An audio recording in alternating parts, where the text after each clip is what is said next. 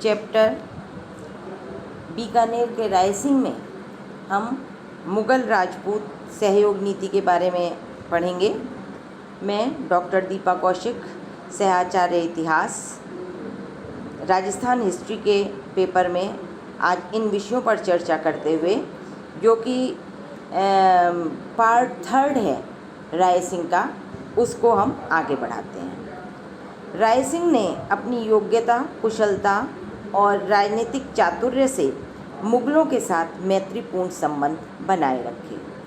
1581 ईस्वी के उपरांत रायसिंह ने काबुल व कंधार के शासकों को परास्त करने में तथा 1593 में अहमदनगर के शासक को परास्त करने में महत्वपूर्ण भूमिका निभाई और अकबर की निष्ठापूर्वक सेवा की। 1597 में अकबर और रायसिंह के संबंधों में कुछ कड़वाहट आने लगी, जिसके कारण रायसिंह से भटनेर की जागीर छीन ली गई और वो रायसिंह के पुत्र दलपत सिंह को दे दी गई। इसी मध्य बीकानेर में गृह युद्ध की स्थिति बनने पर रायसिंह बादशाह की आज्ञा से 22 अप्रैल 1601 को बीकानेर वापस आ गए और इससे पूर्व 1600 ईस्वी में बादशाह ने नागौर का परगना भी रायसिंह को जागीर के रूप में दे दिया।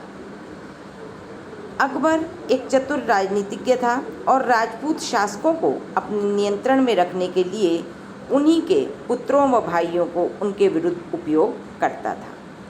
1603 ईस्वी में जब सलीम को मेवाड़ पर अभियान के लिए भेजा गया तो रायसिंह को भी साथ जाने का आदेश दिया गया।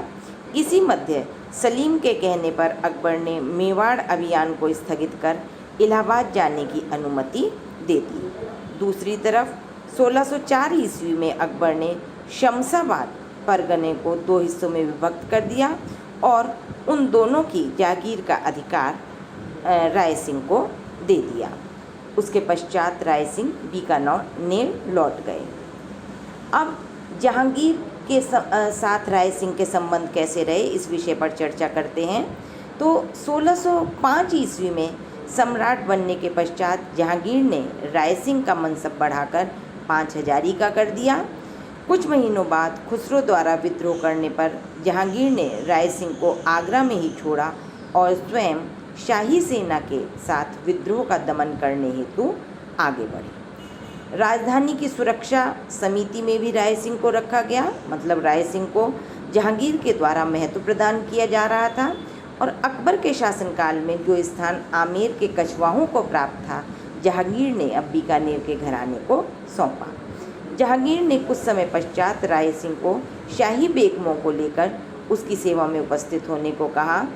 रायसिंह जब मथुरा पहुँचे तो उनकी एक जैन साधु से मुलाकात हुई और तब वो इस कार्य को अधूरा छोड़कर वहीं से बीकानेर लौट गए। रायसिंह का यह कार्य उनकी राजनीतिक अदूरदर्शिता को दर्शाता है, लेकिन जहांगीर ने उदारता दिखाते हुए 1608 ईस्वी में रायसिंह जब उनकी सेवा में उपस्थित हुए पुनः, तो उन्हें क्षमा ही नहीं किया बल्कि उनकी पुरानी मनसब व जागीरें भी उन्हें दे दी। इसी मध्य जहांगीर ने रायसिंह को पुनः दक्षिण भारत जाने का आदेश दिया।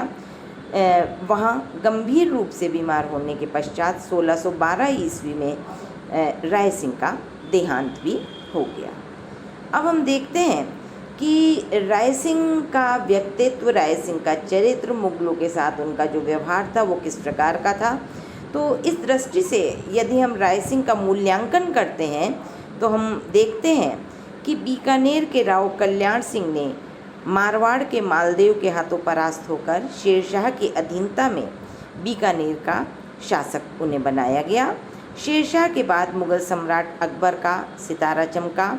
आमेर के कछवाहा शासकों के बाद राव कल्याणमल ने राजपूत मुग़ल सहयोग के महत्व को समझते हुए अकबर की अधीनता को स्वीकार कर लिया और अकबर उसके पुत्र रायसिंह को अपने साथ ही ले गए। रायसिंह की गिनती अकबर के वफादार, पराक्रमी, कार्यकुशल और नीतिपूर्ण मनसबदारों में की जाती है। बंगाल से काबुल और कश्मीर से अहमदनगर तक मुग़ल साम्राज्य की सुरक्षा एवं विस्तार के लिए लड़े गए अधिकांश युद्धों में राय सिंह ने अपूर्व पराक्रम व साहस का प्रदर्शन किया। वस्तुतः ये अकबर की चतुर राजनीति का ही परिणाम था कि राजपूत राजाओं ने मुगल राज्य की सर्वोच्चता को बनाए रखा। इसलिए वे साम्राज्य का एक वफादार मित्र समझा जाता था और राजस्थान के बाहर भी लड़े गए युद्धों में राय सिंह ने अपनी सफल सेवाओं से अकबर का विश्वास प्राप्त किया। अकबर के जब अंतिम दिन निकट थे और उत्तराधिकार के संघर्ष की स्थिति आ गई, सलीम राज्य की ओर ध्यान नहीं दे रहा था, उस समय सलीम ने अपने पक्ष को मजबूत करने के उद्देश्य से राय सिंह को आगरा बुलाया।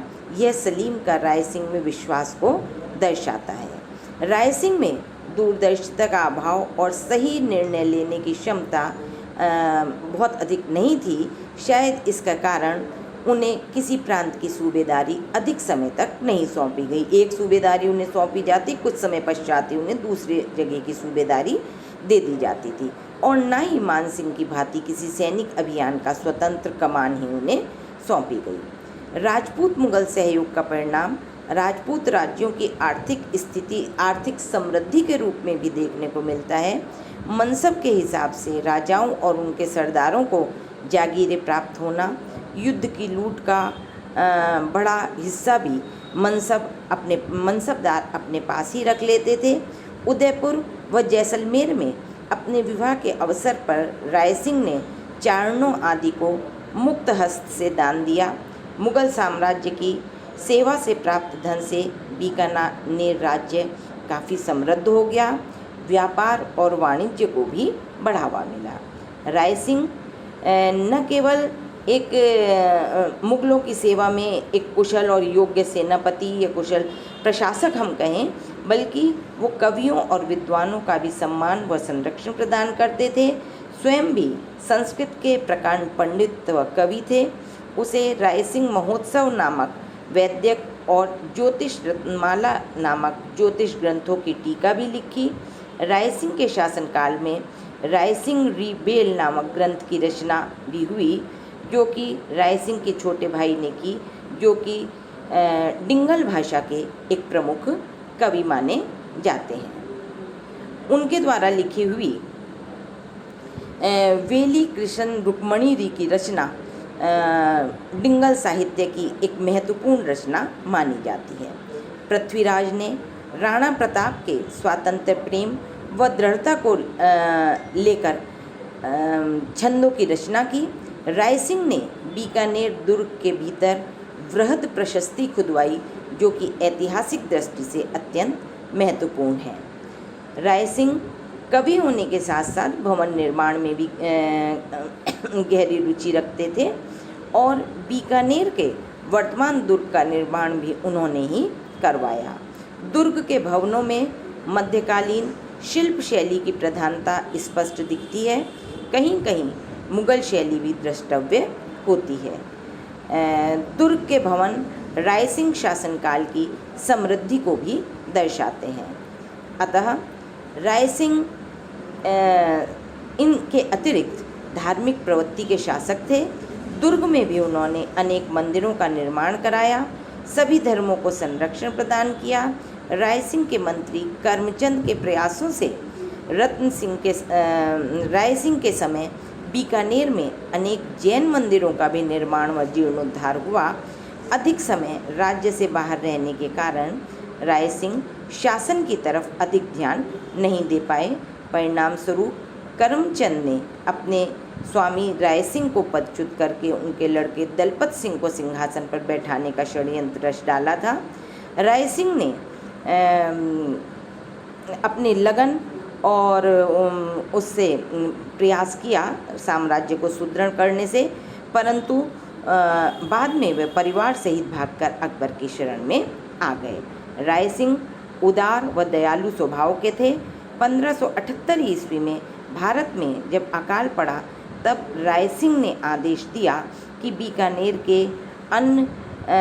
बीकानेर राज्य के जो अन्न भंडार हैं वो अकाल पीड़ितों को नियमित रूप से औषधि और सामान का वितरण करते रहें। इस प्रकार हम देखते हैं कि राय सिंह एक कुशल प्रशासक भी थे। Thank you.